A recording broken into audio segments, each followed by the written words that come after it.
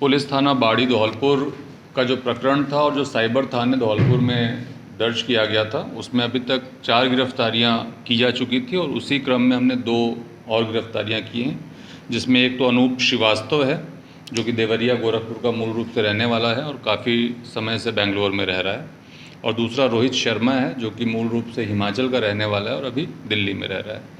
इन दोनों को हमने गिरफ़्तार किया और ये दोनों ही बड़े ही महत्वपूर्ण कड़ी हैं इस पूरे जो साइबर फ्रॉड का जाल है उसके अंतर्गत। और मूल रूप से ये लोग ऑन बोर्डिंग एक टर्म यूज़ करते हैं। ऑन बोर्डिंग करने का मतलब ये हुआ कि कुछ फील्ड एजेंट्स के माध्यम से फर्जी कंपनियों को खुलवाने का काम करना।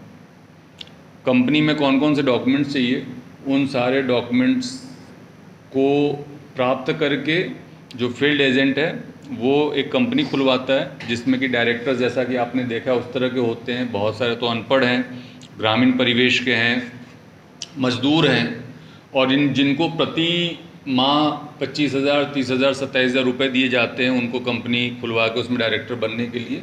और उन कंपनियों को खुलवा करके इन दोनों को वो पूरा डेटा भेजा जाता था और उस डेटा के आधार पे फिर जो हमारे पेमेंट गेटवेज होते हैं, है ना, फ़ोन पे है और बहुत तरह के पेमेंट गेटवेज है, फिनो बैंक का है, एयरटेल का है, उनको वेरिफिकेशन कराने का काम ये दोनों करते थे कि भाई ये कंपनी खुली हुई है तो एजेंट जा करके वेरीफाई कर ले। उसके लिए पूरी तैयारी करते थे, पूरा एक गेटअप देते थे, ऑफिस का वहाँ बोर्ड लगवाएंगे, कुर्सी मेज लगवाएंगे, कंप्यूटर्स लगवाएंगे, वेरिफिकेशन तक। उसके बाद तो कंपनी कहीं अस्तित्व में रहती नहीं थी, उसको यही लोग हैंडल करते थे। तो वो काम करने वाले ये लोग थे जो कि पूरे फर्जी कंपनी को इस्टेब्लिश करवाते थे। फिर पेमेंट गेटवेज के साथ MOU करवाने में इनकी भूमिका रहती थी। वहाँ से जो QR कोड्स मिलते हैं पेमेंट के लिए, MDI जिसको MID वर्ड यूज़ करते हैं, वो प्राप्त करते थे और एक तरीके से सबसे महत्वपूर्ण कड़ी के तौर पे इसमें काम करते थे। इन दोनों को गिरफ्तार किया और आज इनको कोर्ट में पेश किया गया। सर, इनमें कोई पहले से आपराधिक मुकदमा है? नहीं, अभी हमारे पास इनका कोई पहले का आपराधिक रिकॉर्ड नहीं है, लेकिन दोनों के दोनों कंप्यूटर प्रशिक्षित हैं। NIIT से इन लोगों ने कंप्यूटर में डिप्लोमा कर रखा है, जिसमें हार्डवेयर सॉफ्टवेयर दोनों तरह की ट्रेनिंग इन्होंने ले रखी है।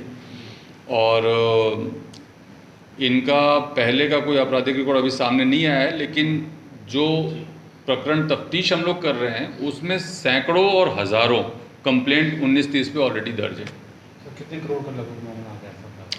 ये पहली बार जब हमने बताया था तो 400 करोड़ के आसपास हमने आपको बताया था, बट जो स्थिति है उसमें कम से कम 1,000-2,000 करोड़ से नीचे का ये प्रकरण नहीं है, बल्कि उससे भी ऊपर ही जाएगा अभी तक का जो हमारा अनुसंधान से हमें जो महसूस हो रहा है। लीड तो FIR से मिली थी। कंप्लेंट जो हमारा 1930 कंप्लेंट का सिस्टम है, जो कि गृह मंत्रालय भारत सरकार की तरफ से जारी किया गया, पूरे भारत में इकलौता नंबर है 1930। जब भी कोई साइबर फ्रॉड आए तो मैं अपील करना चाहूँगा कि सबसे पहले 1930 पे प्रत्येक व्यक्ति को कंप्लेन करना चाहिए, क्योंकि उसका फ़ायदा ये होता है कि एक बार जो उसकी राशि है वो अकाउंट में अगर पड़ी हुई है, नहीं निकली, तो फ्रीज हो जाती है। उसके बाद आप पुलिस में प्रकरण दर्ज करा के उसका अनुसंधान करा सकते हैं। सर, संभवतः सबसे बड़ा मामला ही माना जाएगा, 1,000 करोड़ की बात हो रही है। अभी तक का तो मेरे संज्ञान में सबसे बड़ा मामला ये। Thank you sir.